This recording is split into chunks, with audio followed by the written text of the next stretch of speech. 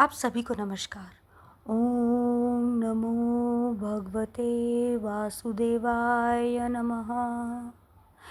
आज के हमारे इस वीडियो में हम आपके लिए शुक्ल अमावस्या, जिसे प्रदोष अमावस्या के नाम से भी जाना जाता है, उनकी पौराणिक कहानी लेकर आए हैं।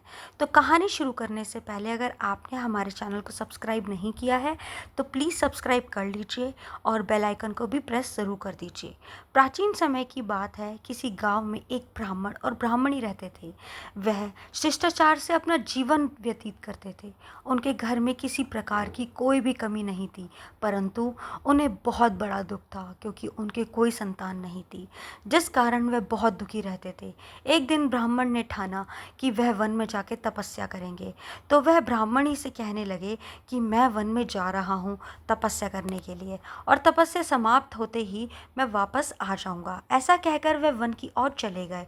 घने वन में जाकर वह कठोर तपस्या करने लगे। वर्षों तक उन्होंने कठोर तपस्या करी। उसके बाद उनके मन में वैराग्य उत्पन्न हो गया और उनके जीवन में एक बड़ा बदलाव आया, क्योंकि उन्हें अपना जीवन समाप्त करने की ठान ली थी। ऐसा सोचकर वह मरने को तैयार हो गए।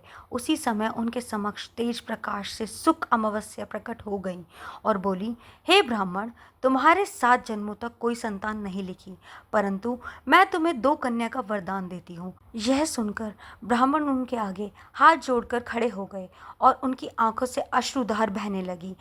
शुक्ल अमावस्या आगे बोली, दोनों कन्याओं में से एक का नाम तुम अमावस्या रखना और दूसरी कन्या का नाम पूनम, और अपनी पत्नी से कहना कि हर अमावस्या पर व्रत करे और 1 कटोरी चावल भरकर दान करे। 1 साल तक तुम ऐसा हर अमावस्या पर करना। ऐसा कहकर देवी शुक्ल अमावस्या अंतर्ध्यान हो गई। शुक्ल अमावस्या की बात सुनकर ब्राह्मण वापस अपने घर आ गए और अपनी पत्नी को उन्होंने सारी बात बताई। अमावस्या आने पर दोनों पति पत्नी ने व्रत किया। कुछ समय बाद उनके घर में 2 कन्या उत्पन्न हुई।